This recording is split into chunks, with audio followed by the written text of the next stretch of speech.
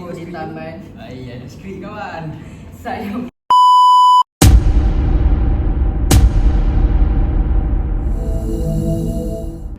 Hai, Assalamualaikum semua kepada para penonton sekalian. Assalamualaikum warahmatullahi wabarakatuh. Salam sejahtera, salam madani, salam lestari, salam IPJM, Penraju Kecemerlangan Pendidikan Guru bertaraf dunia. Ya, hari ini kami berlima dengan mengenakan baju batik, baju kebanggaan IPJM. Baru siap kan? Baru siap baju ni. kedai Baru siap dijahit. Pertama kali kami memakai baju ni. Semangat untuk sama-sama bincang tentang topik yang bakal dibuatkan pada hari ini dalam podcast ini yang bertajuk komunikasi berkesan bagi melahirkan guru yang kompeten dalam melatih generasi yang akan datang. Betul. Jadi sebelum kita mulakan podcast kita pada hari ini, lebih dahulu marilah kita bersama kenal antara satu sama lain dan mulakan sebelah sana. Boleh perkenalkan Okey, Assalamualaikum warahmatullahi wabarakatuh. Kepada rakan saya dan juga Encik Zul yang sedang melihat video sekarang ni. Okey, izinkan saya memperkenalkan diri saya terlebih dahulu. Nama saya Airan Rahman bin Khairuddin. Asal. Oh, asal? Asal. Saya asal Seribu Sarawak. Ini first time lah saya datang ke KL ni untuk belajar. Satu persatu untuk menjadi seorang guru yang berjaya pada masa akan datang. Lagi lah Pak. Makanan favourite apa? Makanan favourite. Oh, makanan favourite. Sekarang ni saya akan cuba. Semenanjung. Semenanjung. Tak ada yang best sangat. Biasa-biasa. Letak Sarawak dekat sah. Sarawak Jadi IC. Jadi kita sudah berkenal dengan sahabat kita yang pertama, Airin Iman. Kita beralih sebelah hujung sini pula. Boleh. Jauh sikit. Jauh sikit dia jauh boleh. Okey, Assalamualaikum. Boleh saya buatkan serangkap pantun dulu? Ya Boleh? ampun. Boleh. Okey. Melati puntung tunggu di taman. Ada skrip kawan. Saya merbah di pohon cemara. Assalamualaikum pada mulanya ucapan. Mohon sembah pembuka bicara. Ya. Nampaknya pindah kedua kita ni macam dia ada aura. Agak boleh. Okey. Nama diberi Muhammad Iqmal Hakim Wa'izan. Saya berasal dari Seremban Negeri Sembilan. Boleh panggil Iqmal. Iqmal Iqmal. ni comel dia. Baik, saya bagi Kita comel tak lah. boleh.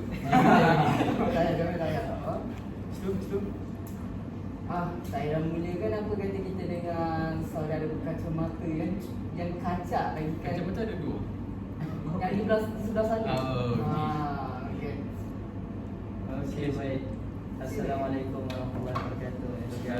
So, nama saya adalah Haris Syafir PKP dan saya lebih selesa dikenali sebagai Aish.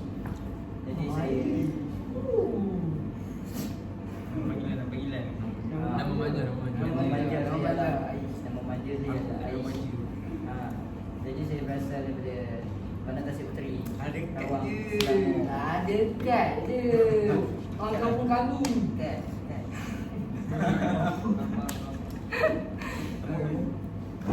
Okey, dari situ saya akan kita akan cuba untuk perkenalan dengan abang. Sikit lah. Awak sikit. Sikit lagi. Makan Ya, ya. Dengan cerita IC ada K juga. Saya sedikit. Ini bakal ustaz ni. Boleh bagi satu dua surah yang boleh. Tak apalah. Okey. Okey. Jadi mari kita perkenalkan dengan saudara yang memulakan podcast ni. Okey, sila perkenalkan. Okey, baik. Nama saya Muhammad Aiman bin Zairi. Asal daripada hujung Semenanjung. Bukan Johor tapi Kuala. Kita boleh apa orang? Ya, 8. Saya yang ketujuh. Tanya. Saya ketujuh. Tanya. Dari survivor. Tak survivor. Jadi makanan favourite kan?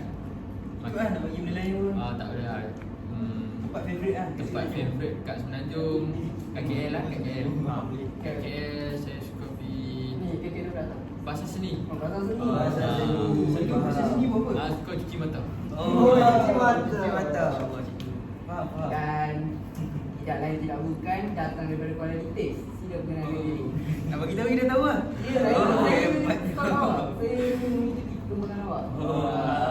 Stalker. Okey. Nama lain daripada lain. Tak ada dulu juga. Okey.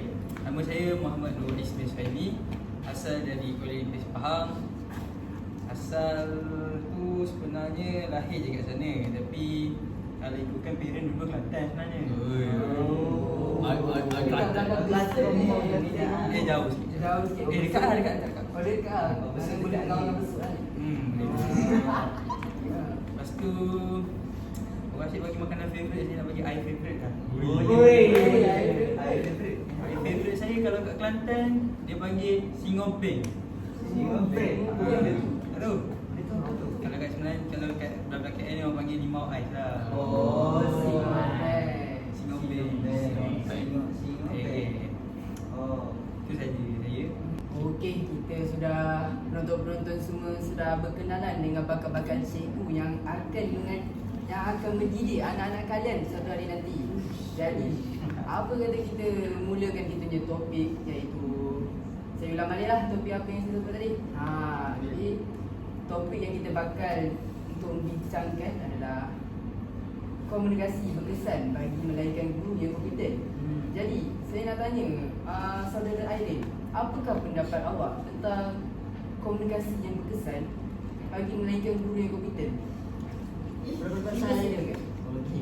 Saudara, saya lupa. Terima kasih lah kepada Pengacara Majlis yang telah mengajak saya ke podcast ini untuk membincangkan tentang topik ini yang disebutkan oleh Iqmal sebentar tadi. Okey. Bagi pada pendapat saya, boleh ulang balik soalan tu, saya tidak boleh jelas lah. Aspek komunikasi yang berkesan bagi melahirkan guru yang kompeten dalam menghadapi era globalisasi pada masa kini. Pada pendapat saya, seorang guru ni dia kenalah membina hubungan yang positif dengan pelajar tersebut.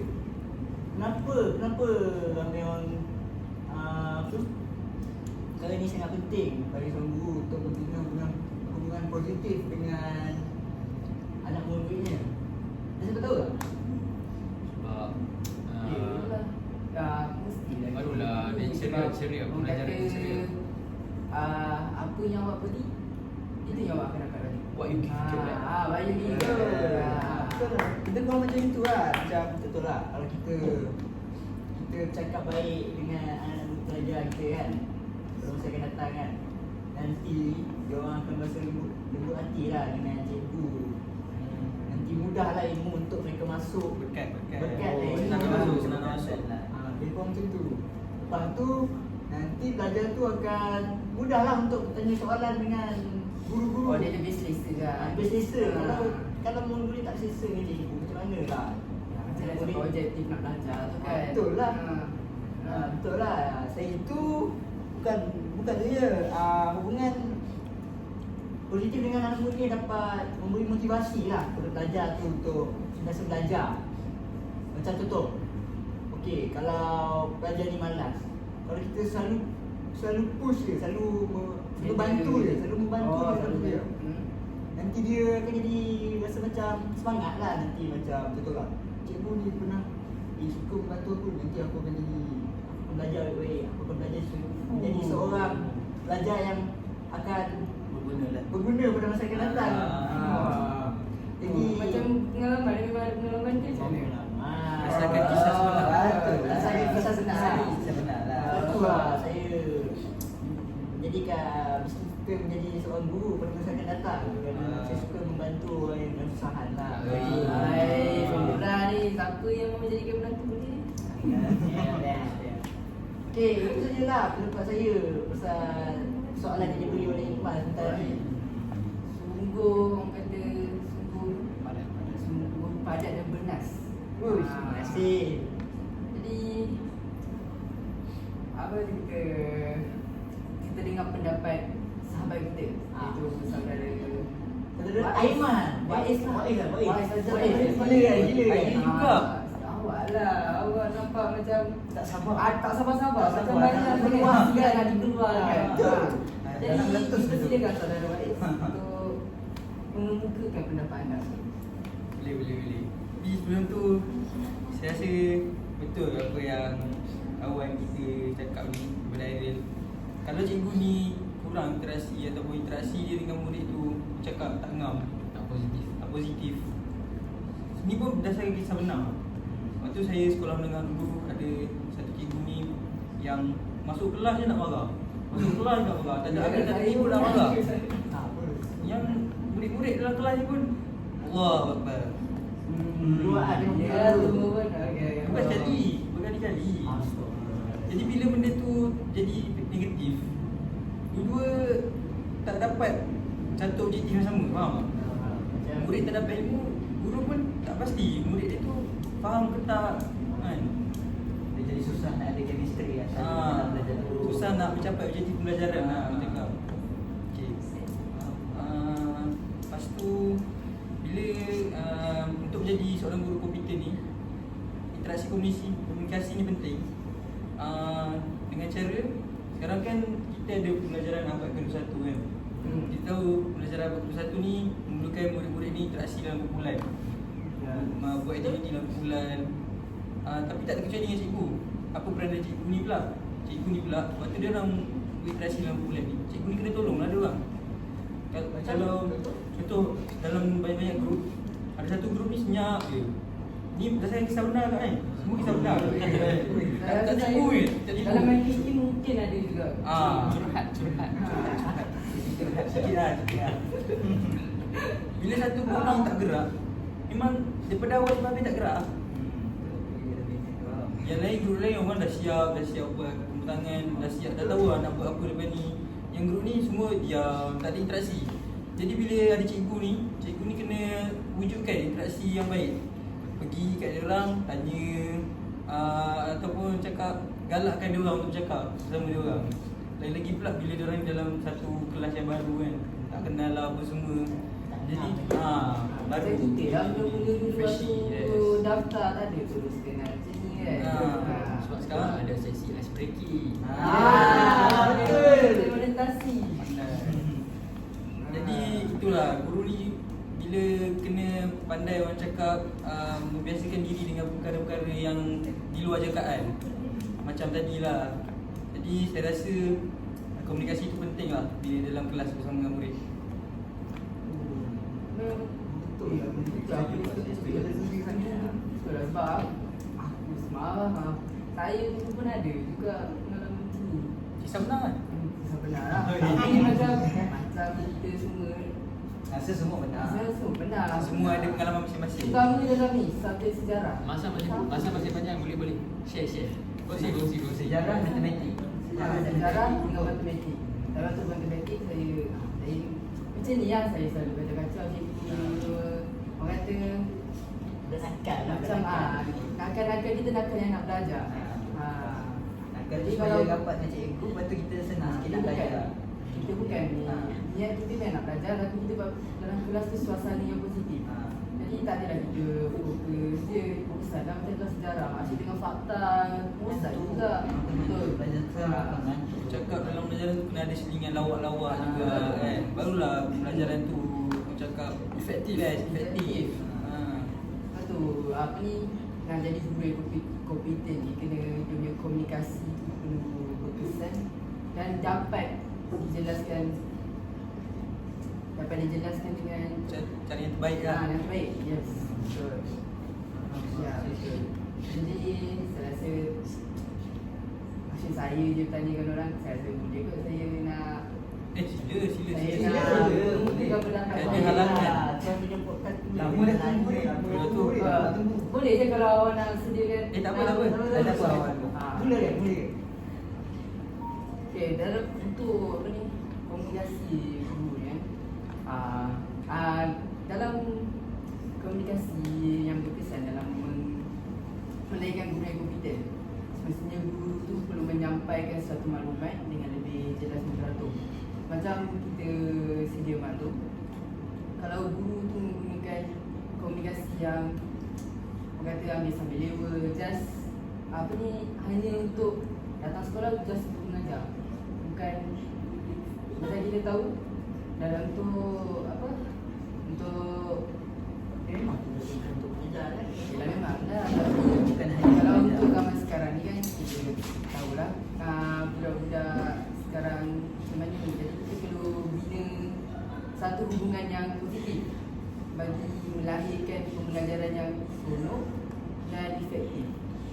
Betul. Korang boleh bagi tahu contoh tak? Sebagai contoh, sebagai contoh, guru ni saya tak ambil dalam pembelajaran lah, saya ambil dalam guru kaunseling. Dia perlu mempunyai kemahiran mendengar yang baik. Sebab macam kita tahulah, tak semua pelajar ni dilahirkan dengan keluarga yang sempurna, tak ada datang daripada pribadi yang mulia. Jadi dalam Melahirkan positif. yang positif, apa kita untuk binakan Suasana yang positif tu lah. apa ni, keakraban guru dengan murid tu. Jadi guru ni juga boleh jadi pendengar masalah, boleh beri sokongan kepada pelajar. So secara tak langsung sekaligus dapat memberi motivasi kepada pelajar untuk belajar dan menjadi seorang insan yang berguna pada masa akan datang. Orang kata guru dengan murid ni perlu jadi bagai aur dengan tebing lah. Ya. Okay. Jadi itulah pendapat saya. Apa kata, kita dengar daripada saudara Haris Syafiq bin Kifli, yang asal dari Rawak. Jadi saya tengok pada saudara ini macam banyak isi yang padat ingin dikeluarkan. Jadi apa salahnya kita dengar, betul? Betul. Okey, silakan saudara Haris atau saudara Aish. Okey, baik. Terima kasih saudari. Saya taklah banyak benda nak cakap, tapi adalah kita adalah untuk kita bincangkan dalam saya promosikanlah dalam bincang kita ni. Jadi antara aspek yang boleh membentuk guru yang kompeten, guru yang lebih kompeten adalah guru yang memberi maklum balas yang positif. Dia tak semestinya positif, tapi maklum balas yang tidaklah terlalu negatif, yang merendahkan seseorang pelajar. Kiranya macam maruah dia. Macam maruah dia. Sebagai contoh lah kan, waktu hari report card kan akan ada waktu ibu bapa tu. Betul. Kalau saya takut apa dia datang. So semua akan takut. Semua akan takut. Lagi yang ada Rolling tu tak datang. Kalau tak nak datang, kalau boleh tuntut pun tak nak datang lah. boleh tak nak bagi tahu ada report card dia. Betul. Pernah mengalami, saya pernah mengalami. Saya pun pernah tak? Oh, pernah? Saya pernah. Saudara Iman, jarang kita dengar suaranya. Semua pernah. Semua sekolah. Semua sekolah. Sekolah semua pelajar. Tak sekolah tak masuk LPG. Okey, silakan. Okey, jadi kita sebagai bakal guru, kita sebagai bakal guru ataupun ada guru yang sudah menjadi guru, audiens yang dah jadi guru sekalipun, sekarang ni bolehlah kita cuba aplikasikan bila kita suarakan tentang sikap anak murid kita dah kepada ibu bapa mereka. Kita janganlah terlalu negatif. Boleh beritahu apa yang negatif, tapi biarlah berhemah, janganlah sampai merendahkan arwah pelajar. Jadi benda tu akan sedikit sebanyak buatkan pelajar rasa macam aku tak nak pergi sekolah. Aku tak nak pergi sekolah sebab cikgu ni pandang aku macam ni. Kadang-kadang benda tu boleh buat dia orang jadi anxiety. Betul. Anxiety bahaya lah kalau jadi kat budak-budak kat awal. Sangat setuju. Dia senang macam ni lah. Bila ambil report card tu, contohlah result keputusan Iqbal jatuh, keputusan Irene meningkat. Cikgu ni nak bagi teguran dekat Iqbal, tapi kenalah guna bahasa yang baik. Teguran-teguran tu tak mengguris hati lah. Boleh jadi membakar semangat. Boleh saudara Iman bagi contoh? Macam Orang kata nampak lebih Gambaran, jelas. gambaran Gambaran jelas. contohlah sebelum ni result keputusan Iqbal untuk SPM. Contoh Iqbal tu Dan saya dulu waktu percubaan SPM G gagal. contoh percubaan Iqbal G gagal, dan cikgu ni macam dah boleh dikatakan dah mati akal lah nak nak usahakan dekat Iqbal ni. Macam dia dah fed up lah, bahasa senang dia fed up lah dengan Iqbal ni. Tapi dia nak bagi teguran. Contohlah kita faham dekat setengah guru ni, bila dia dah datang satu perasaan dia dah putus asa, mulut dia pun dia tak boleh kawal. Dia akan keluar bahasa-bahasa yang dia sendiri pun tak sedap, yang bahasa tu boleh menguris hati ibu bapa ataupun menguris hati pelajar tu sendiri. Faham tak? Masa nak tu mengalihkan masa. Betul siapa? Jadi itulah contoh dia. Oh, sudah. Jadi kalau nak bagi teguran ni, gunalah bahasa yang baik. Contohlah macam kena pandai ambil hati lah ibu bapa dan juga pelajar, supaya bila pelajar dengar teguran tu, dia akan merasakan macam ni bukanlah titik terakhir, dia masih lagi ada masa untuk buktikan. Ya. Oh, cakap kalau nak tegur tu biarlah bertapik. Ya. Jangan terlampau orang kata. Jangan direct sangat. Lurus sangat. Jangan ya. Pelajar pun ada perasaan juga. Awak keluarga ni dulu. Sama warna. Nilai rasa. Jadi sebagai guru kita kena daripada sekarang daripada mula saat ni kita kena mula belajar untuk sabar dan tahan daripada kata benda yang negatif lah. Daripada hamburkan kata-kata kesat ataupun bila kita bagi tahu kepada mak ayah belajar tentang sikap ataupun apa yang belajar tu buat kat sekolah, kalau boleh biarlah tidak menggores hati siapa-siapa mana dia. Dan paling penting jangan membanding-bandingkan pelajar yang dia belajar di depan mak ayah mereka. Jangan membandingkan dengan pelajar lain. Supaya biar mereka macam saudara yang cakap tadi, biar mereka rasa yang mereka ada lagi peluang. Sebab orang lain keupayaan masing-masing. Lagi satu, interaksi komunikasi bukannya bercakap je. Kita punya pergerakan badan, Bahasa tubuh, nerayan. ataupun dalam bahasa Inggeris ni non-verbal communication. Kena. Bukan sahaja percakapan, kita punya gerak badan ni mempengaruhi orang sekeliling, cara pandangan. Contohnya kalau kita tak sabar dengan murid yang kita senang marah kan, jangan tunjuk kepada orang. Kita sabar dulu, simpan dulu, nanti tegur dengan cara yang baik pula lepas tu kan. Kalau sebagai seorang Muslim ni, kita kena banyak istighfar. Saudara minat Iman. Alhamdulillah.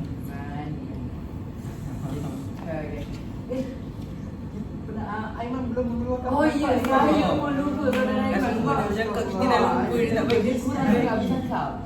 Jadi Saya rasa semua pun dah bercakap, jadi bolehlah kita berehat dulu. Berehat sambung kepada sesi yang seterusnya. Jadi kita akan sambung kepada sesi yang kedua. Okey, kembali selepas ini.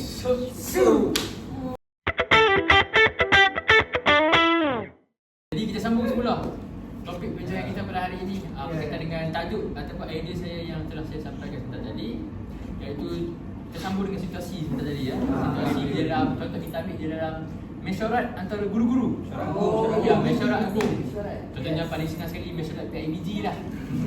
Jadi sebagai seorang guru ini, kita haruslah mempunyai satu daya pemikiran yang lebih kurang kritis lah untuk menyelesaikan suatu masalah. Boleh faham? Boleh. Contohlah sebagai seorang guru ni, contoh kita nak mengatasi masalah kewangan. Seorang guru ni perlulah memberi satu penambahbaikan ataupun idea-idea yang boleh membawa kepada kebaikan dan membawa kepada jalan penyelesaian. Macam tu. Boleh faham? Boleh. Okey. Jadi terbuktilah bahawa dengan adanya seorang guru yang mempunyai pemikiran yang kritis ni boleh menjadikan seorang guru itu permata di sekolah. Sebab apabila seorang guru ini wujud di sekolah tersebut, jadi pihak-pihak guru yang lain akan merasa senang lah, akan merasa seronok kerana seorang guru ni mampu untuk mengemukakan idea yang bernas setiap kali mesyuarat, contohnya mesyuarat PIBG diadakan. Jadi seorang guru ni contohlah Iqmal, bila dah posting nanti dekat satu sekolah tu ada masalah kewangan ataupun masalah berkaitan dengan infrastruktur, Iqmal boleh mengemukakan ataupun membuahkan idea yang boleh mengatasi masalah. ya, nanti guru-guru tu akan merasa macam, wah, kehadiran Cikgu Iqmal kat sekolah kita ni boleh membawa kepada kebaikan. Dan macam contohlah, waktu tu pula Iqmal tengah intern dekat sekolah tu.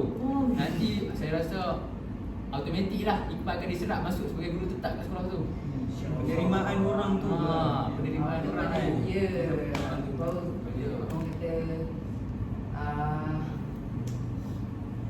menyelesaikan konflik, betul? Ya. Jadi peranan seorang guru yang saya faham lah apa yang saudara Iman cuba untuk katakan, peranan seorang guru ni dia berkomunikasi tu biarlah kalau kata dapat diterima oleh orang lain. Ada saudara Iman kata ketika mesyuarat PIBG, macam kita sedia maklum, mesyuarat PIBG ada beberapa pelajar, ada golongan atasan. Jadi komunikasi yang kata berfikiran kritis ni perlu diserap bagi melelakkan kesalahfahaman antara cikgu dan orang lain. Ya. Ya. Tak habis lagi. Tak habis lagi. Boleh lagi Aiman. Tapi contoh dalam situasi mesyuarat lah, bila kita tengok bincang, perlulah ada persepakatan dan juga muafakat.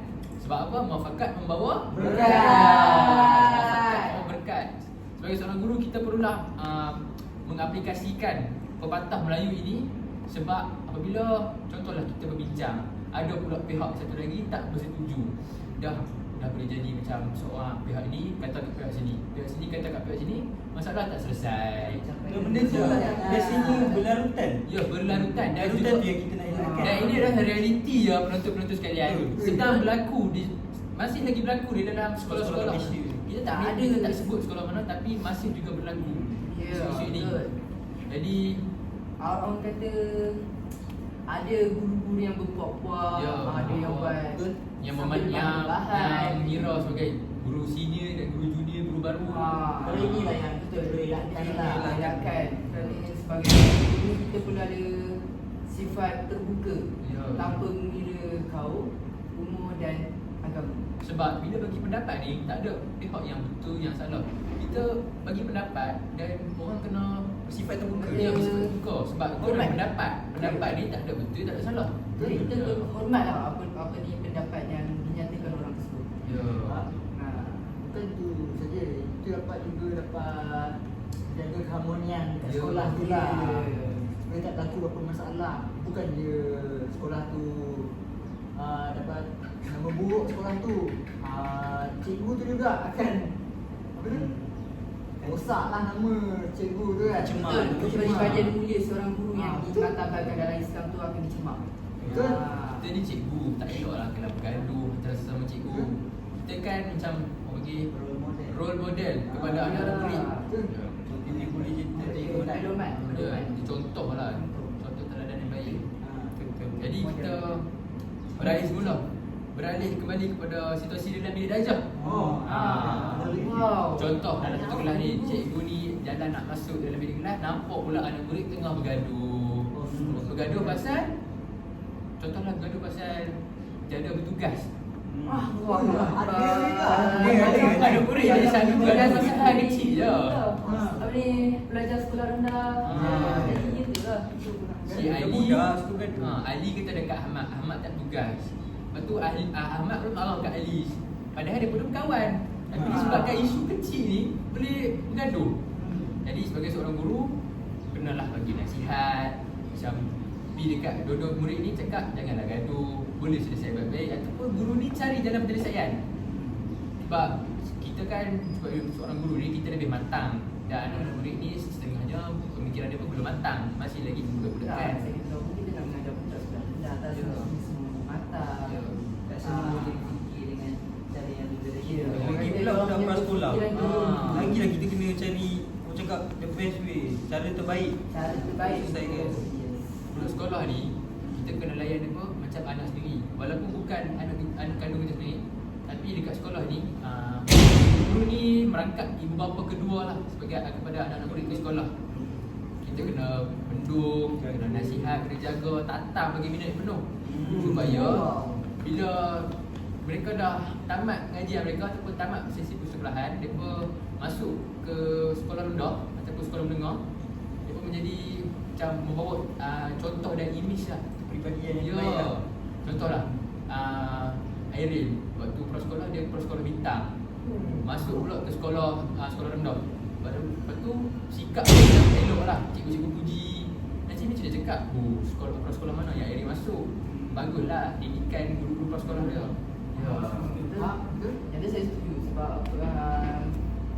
untuk mendidik kanak-kanak ni, kita perlulah didik daripada sejak kecil lagi lah. Orang kata melentur buluh biarlah dari waktu dulu. Kalau dah besar-besar ni susah kan. Betul. Betul. Bisa guna orang apa? Rasa kecil-kecil lah senang lagi.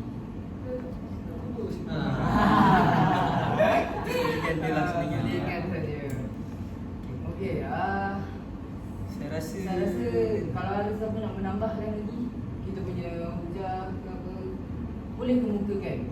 Sebab saya rasa kata lebih untuk memahamkan penonton-penonton di luar sana yang tengah tengok kita punya Oh, podcast. ada.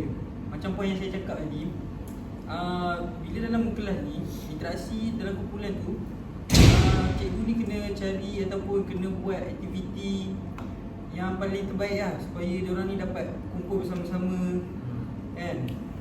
Bila kumpul sama-sama tu, dia dapat mewujudkan interaksi yang terbaik lah. Ya. Contohnya dia selalu berlaku konflik ni antara pelajar lelaki dengan pelajar perempuan. Oh, Tambah lagi bila baru masuk ataupun kelasnya baru, ahli kelas baru, tak kenal sama satu sama lain, dia akan jadi macam lelaki-lelaki je berkawan, perempuan-perempuan. Campur lah. Dia memanglah menjaga ikhtilat, tapi kita kena ada juga komunikasi. Pergaulan tu, Pergaulan ada tapi janganlah batas. Dia melampaui batas tu. Dah nak buat kerja ke apa, tak adalah hanya harapkan lelaki. Kadang-kadang ada kerja budak perempuan yang lelaki je boleh buat kan. Macam nak cantik-cantik biasa perempuan boleh buat.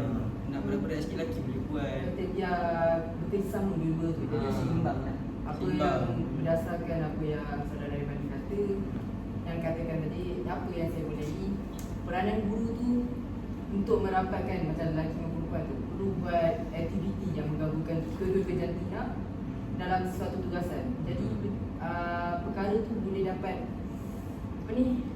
dapat membina tali persahabatan antara lelaki dan perempuan di dalam kelas.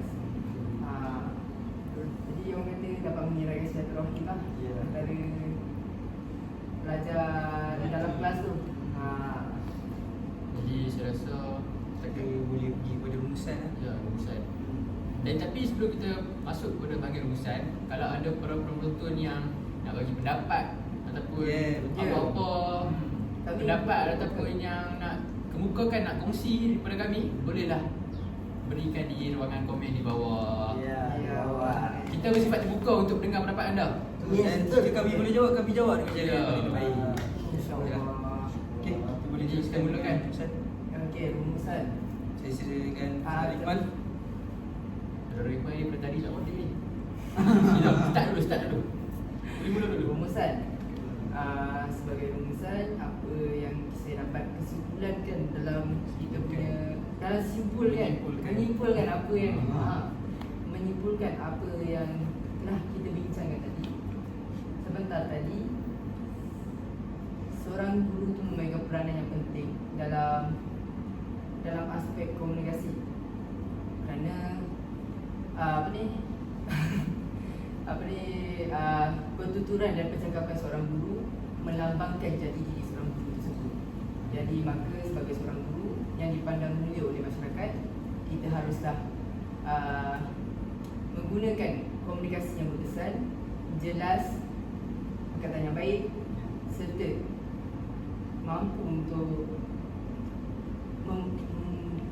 untuk memberi kefahaman kepada masyarakat Malaysia pada hari ini. Kesimpulan saya dapat saya bukan lagi kan. Boleh. Silakan. Apa yang saya dapat simpulkan kepada podcast yang telah kita bincangkan sebentar tadi, iaitu sebagai seorang guru ni kita perlulah menggunakan kata-kata yang lembut, kita perlu menggunakan bahasa yang betul seperti yang disampaikan oleh Aiman buat ni pasal open day. Haris. Dah lupa. Seperti saudara Haris yang cakap sebentar tadi, kita perlukanlah sebagai seorang guru gunalah menggunakan bahasa yang betul untuk menjaga hati. Bahasa kena baik kita juga. Itu je lah yang saya dapat simpulkan sebagai seorang guru.